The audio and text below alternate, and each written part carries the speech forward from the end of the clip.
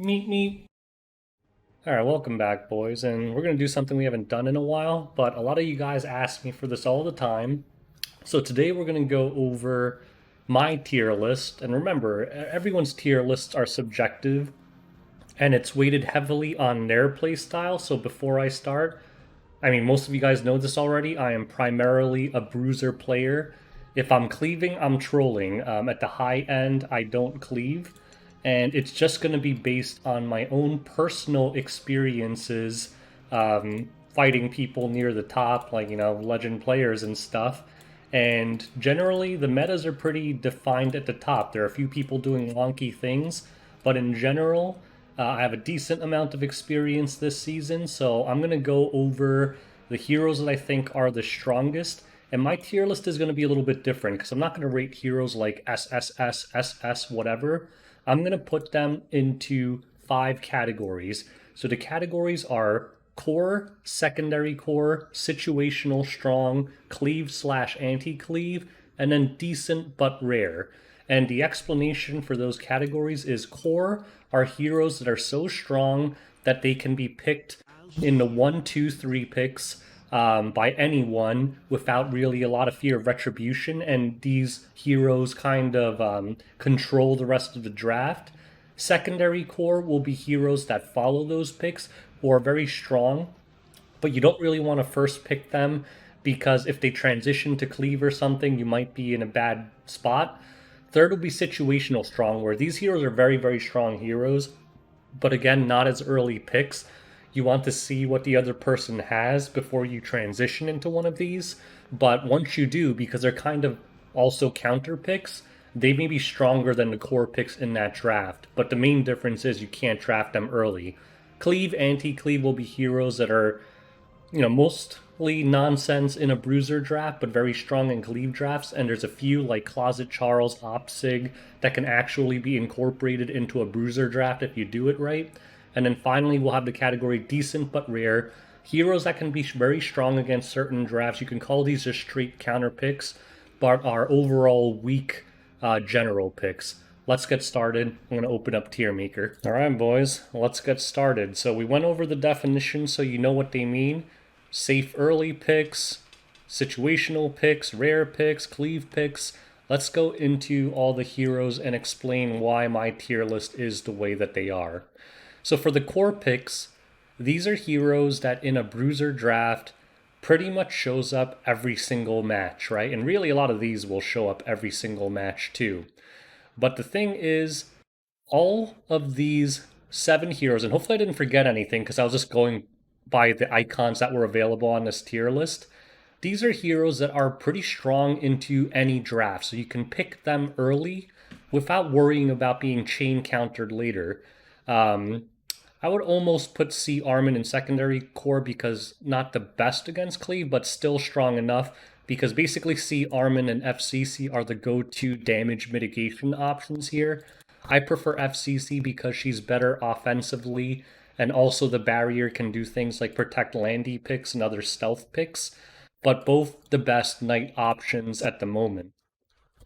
Epoch Ravi is just broken in my opinion. Strong against Cleave, strong against Bruiser, very hard to kill while also doing insane single target damage and applying pressure with injury. I just think it's the best hero in the game right now, to be honest. Rimuru, very annoying with that counter and the ability to steal buffs and also one-shot potential, which means if they go buff heavy, it's a risk. If they go cleave, it's a risk because he'll cut and one-shot something. Just very strong. AOL, just so annoying, although Mediator Cower counters her. But both of these two, like if they pre-ban AOL, it's not a big deal. But Mediator Coward lets your team go very offensive if you build him kind of DPS. He does decent damage while giving your team survivability. People underestimate his S2 barrier, plus the fact that the decrease attack against things like LQC are actually game winning. So both of these heroes are very strong. And Beline, again, common theme here, good against Cleave and Bruiser. She does a decent amount of damage. The strip is very strong. The blind and decreased speed can be game breaking. And let's not even get into the soul thing that can shut down things like carrots and S10As. So if you have any of these heroes, you should build them and pick them early because they're safe picks that will carry you to the top. And pretty much every top player has every single one of these built and built well. Now let's go to secondary core. These are very strong units, but usually not something you want to pick one, two, three, because you can get punished if you pick one. Like if you first pick S10A and they go Cleave, you're kind of dead in the water, right? So that's the only reason. Like these are very strong heroes, but stuff where you really want to see their first two or their one pick before you decide to go any of these. So LQC seems kind of wonky because she's not. She should almost be situational strong, but the thing is, they almost always have a dark unit nowadays, like Mediator, APOC, or FCC. And against those heroes, she's so strong right now that she actually shows up in a lot of drafts.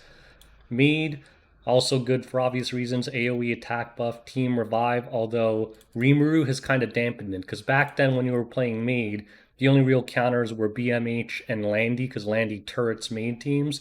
But with Rimuru there as well, it has kind of reduced her early value because if you do pick Mead early without pre-banning Rimuru, you risk kind of giving the entire team your advantage, which is scary. Crow, if neither of these knights are available, he's very good. And also, he's still better than them in some regards. If you really add a low DPS draft and you notice they're starting to draft very tanky, Crow is often a way to kind of save yourself by giving yourself a knight with a big DPS option. Landy and S10 are kind of the same deal. Generally low survivability, but they're the team where, or the heroes where if they don't have an answer to it, eventually they're one of the two DPSs that actually do enough damage to out heal healers and just blow them up eventually. So if they want a lot of single target or stuff without reach, these two heroes are stuff that show up a lot to punish that. Ruel Melia, she's just more like if you're gonna go like a sustained comp, a lot of times paired with injury, Belian or something like that. But still pretty strong now, stronger than she was in the past, I think. Well, maybe not like season one, but like in the past two seasons. Amelia is very strong.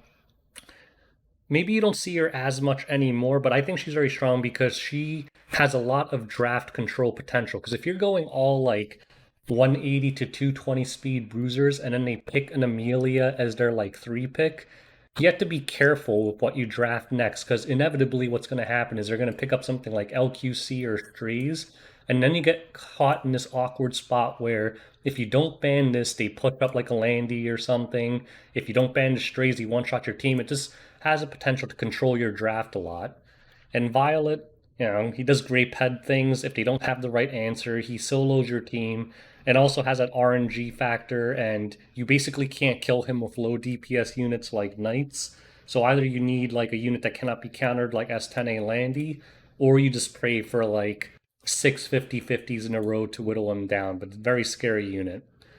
Now, situational strong are like your 4 or 5 picks where, they can often become must bans because if they don't have answers to it, you just kind of lose to them. But again, these are all heroes. Like, you don't want to first pick a Briar Witch, right? But a 5 pick Briar Witch can be very strong. So we'll go over these quickly. Blood Moon Haste against Revive teams, obviously game breaking. We don't have to explain him. Briar Witch, a lot of times she's used as a follow up. Like if they go AOL and then you go some kind of, cleanser, sometimes they'll double up on the debuffers.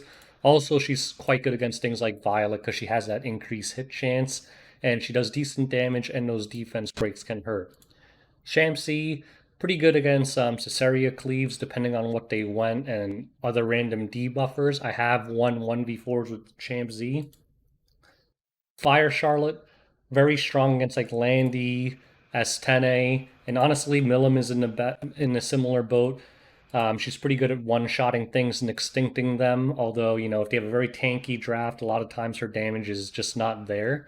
But both of these are pretty good. SSP again, great 5 pick if they didn't have an answer to it. A lot of people use like if they pick the Lion to protect an S10A pick and they pick both. A lot of times you can expect like a 5 pick SSP.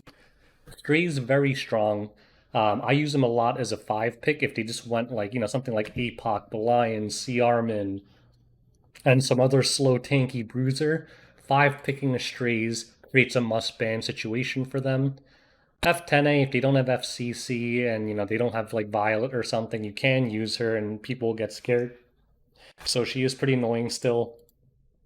LR Crow, he used to be a golden boy. He still has a lot of value. I use him all the time. I feel like I've never seen someone drafted against me this season, to be honest, but I use him all the time because honestly, he is super strong against Belian, and I like using him against Rimuru too because he baits the counter for my team because my LR Crow is pretty fast and he can take a punch. So I like LR Crow a lot.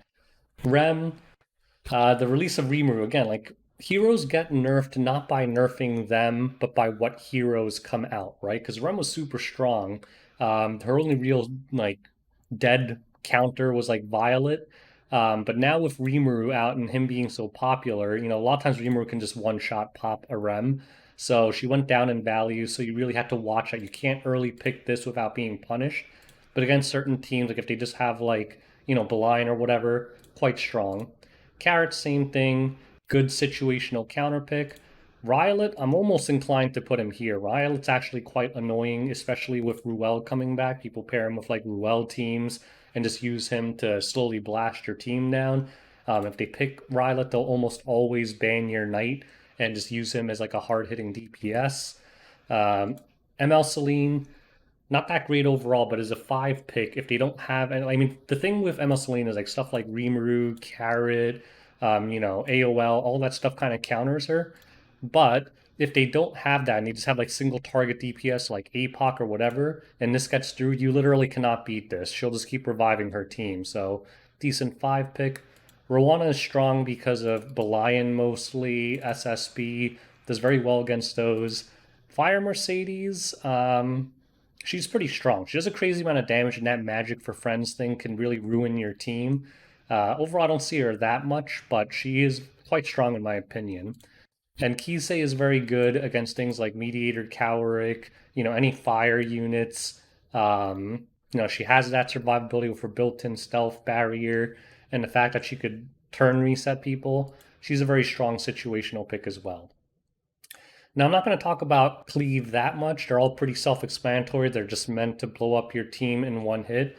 I will highlight some heroes, and like Acid is anti Cleave more than Cleave, but I'm going to highlight some heroes that can work in bruiser drafts as well. So, can we reorganize them? Yeah, no, we can't move them. Okay, so Flan, it's hard to move these. Flan, Opsig, Closet Charles, Cerise, and Sage Ball. Okay, and Politis. All right, so these six heroes, Flame, Opsig, Closet Charles, Cerise, Ball, and Politis, are heroes that can show up in bruiser drafts as well. Like if you went like Made and Mediator or something, or AOL, Politis can still show up in a bruiser draft. Same with Sage Ball, same with Cerise. Closet Charles can be used in a bruiser draft as well, especially if they just decide to 3-4-5 something like a Closet Charles Opsig or something. And Flan can be used kind of in a bruiser draft where suddenly they just five pick Flan, where it looked like a bruiser landy, but then they'll flandy you or flan stenny you or something like that and get rid of your damage mitigation. So these six quote unquote cleave units can also show up in bruiser drafts. For the ones other than that, and honestly, Pavel's pretty rare now, but these are generally only used in true cleaves. But in true cleaves, they work, but I almost never see them outside of that. Now let's go into this section, which is decent but rare. So what are these heroes? These are heroes that honestly show up in less than like 15% of matches. These are like super, super five picks where um, they're just not reliable, safe to use early, but against the right draft, they can be quite strong and scary. So things like A-Raz, A-Tywin, Basar, ML Kawazu, Lilius, Tomoka, Sinful, Zahak, Elena, whatever. I don't have to say all of their names, but these are heroes that can be used, but generally not anything you can pick outside of the five pick. Maybe Lilius you could pick outside of the five pick. People use that against AOL. Um, I mean, you could pick them earlier, right? It's just generally not a good idea to. Like this, usually just a troll paired with Amelia to one shot something. Generally, these are heroes where I'm reticent to say that they suck because I don't think they suck, but you better have a damn good reason for picking them up. because there's a good chance they'll just ignore it and draft around it and build a team that these heroes can't do anything against. So, anyways, I think that's about it. These are the heroes that I've run into the most. I think not many people would contest my core picks. These show up pretty much every match in like the top 250. These show up pretty much every match, and some subgroup of these heroes show up pretty much every match. So I think, I'd say 100% of matches has at least three or more of these heroes drafted into it. Unless it's a cleave and you're trying to respond to a cleave, then it gets kind of wonky. But in a bruiser versus bruiser matchup, I'd say at least three, but realistically, maybe 6 to 10 of these heroes will be picked up every single bruiser versus bruiser match. And there's a reason for that. It's because they're really good freaking heroes. So, anyways, I think we can stop there. Hopefully, this helped you guys out for, people trying to figure out what heroes to build if they're interested in pushing an RTA. If I forgot anything, it's possible because I was just going off the icons available for me for moving, although this seemed pretty up to date. But it's possible I missed something. So, anyways, thanks for watching. Best of luck on building your RTA teams. Until next time, peace out, boys.